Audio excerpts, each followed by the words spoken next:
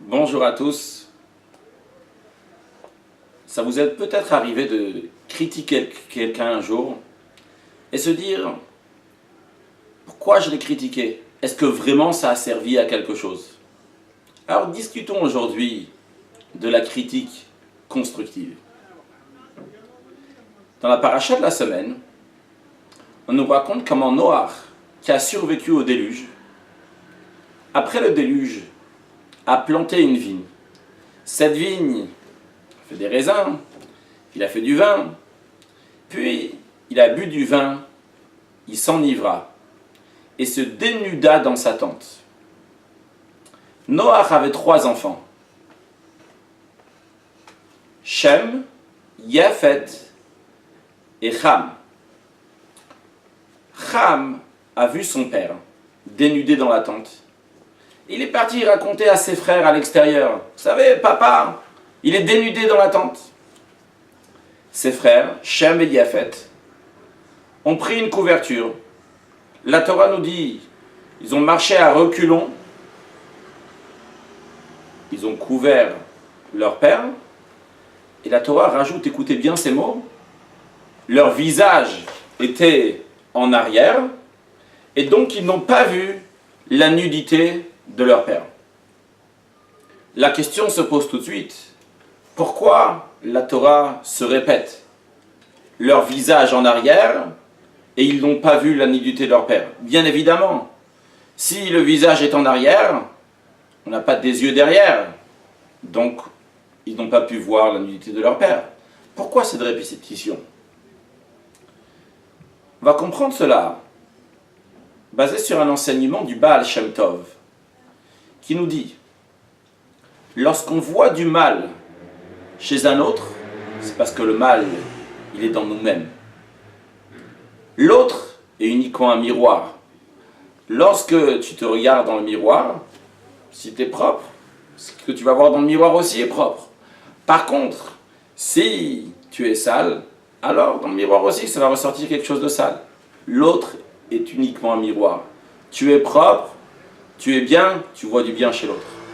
Tu es sale, tu vois de la saleté, tu vois du mal chez l'autre. Pourquoi Dieu nous fait passer un message d'une telle manière? Eh bien tout simplement parce qu'on n'aime pas la critique. Si on va te dire « tu n'es pas bien », ça ne va pas bien passer. Par contre, lorsqu'on voit ça sur quelqu'un d'autre, eh bien à ce moment-là, on peut plus réfléchir, méditer et se dire « oui, moi aussi j'ai ce mal, et donc moi aussi je dois m'arranger ». Alors peut-être pas tout le monde aime entendre ça. Comment est-il possible une telle chose? C'est obligé de dire que si je vois du mal chez quelqu'un d'autre, alors j'ai du mal moi-même. Peut-être c'est tout simplement que lui, il est quelqu'un qui est mauvais. Ça peut peut-être exister. Encore plus que cela. La Torah dit, il y a une mitzvah de réprimander son ami. En autre mot, la Torah, elle te dit, il y a une possibilité que toi tu te comportes bien, l'autre il se comporte mal, et il y a la mitzvah de lui dire, tu sais, il ne faut pas se comporter comme ça, il faut arranger ton comportement, devenir mieux. Alors, ça veut dire que j'ai du mal à chaque fois que je vais réprimander quelqu'un d'autre. Mon explication est qu'il y a 2 manières de voir les choses. On va prendre un exemple lorsque quelqu'un a fait une très grosse bêtise, très grosse erreur. Une manière, comment je peux voir ça? Je veux dire, c'est tellement évident qu'il ne fallait pas faire ça. Lui-même, il en était conscient. Eh bien, c'est un imbécile, c'est quelqu'un qui est bête. Tant pis pour lui. Il n'avait qu'à pas le faire. On va le gronder, le critiquer. Pourquoi tu as fait ça? Sans rien de plus. Une deuxième manière, c'est voir que cette personne est une victime. Et dans ces cas-là, je vais tout faire pour aider cette personne. Je ne vais pas voir le mal que cette personne a fait. Je vais voir qu'est-ce que je peux faire, comment je peux agir pour aider l'autre personne qui est dans une situation qui est difficile. Parce qu'il a fait une bêtise, en effet. Mais je ne regarde pas la bêtise, je regarde qu'est-ce que je peux faire pour arranger la situation. Ces 2 manières de voir les choses sont dans plein de domaines de la vie, que ce soit dans la vie religieuse ou dans la vie profane. Lorsque quelqu'un ne fait pas ce qu'il faut faire, ou bien quelqu'un fait ce qu'il ne faut pas faire, eh bien, lorsque je le critique, et je dis il est mauvais et j'en parle, c'est tout simplement parce que peut-être, pas peut-être, sûrement, parce que j'aime le mal, je baigne dans le mal, et tout mon plaisir est de parler de ce mal, mais rien de plus. Par contre, lorsque je vois le comportement de l'autre, et ce que je fais, c'est pas commencer à discuter de ce qu'il a fait. Qu'est-ce que je peux faire? Comment je peux agir pour aider l'autre? Et je vais lui donner des conseils pour lui dire, tu sais, mon cher ami, je t'aime beaucoup, et j'ai vu ton comportement, ça me fait beaucoup de peine, et je te conseille fortement de prendre le droit chemin. Et on lui donne même des conseils, comment aller dans le droit chemin. À ce moment-là, je n'ai pas vu de mal. Tout ce que j'ai vu, c'est comment aider un autre. Et à ce moment-là, ce n'est pas un miroir. Mais lorsque je vois uniquement le mal de l'autre, c'est un miroir. Et cela veut dire que j'ai du mal. Eh bien, dans notre paracha, la Torah nous dit, lorsque Ham, il a vu son père dénudé dans la tente, la seule chose qu'il a su faire, c'est aller raconter à ses frères à l'extérieur, aller dire à tout le monde, vous savez, vous avez vu, regardez ce qu'il a fait. Alors, bien évidemment, cela veut dire que Noach était le miroir de Ham.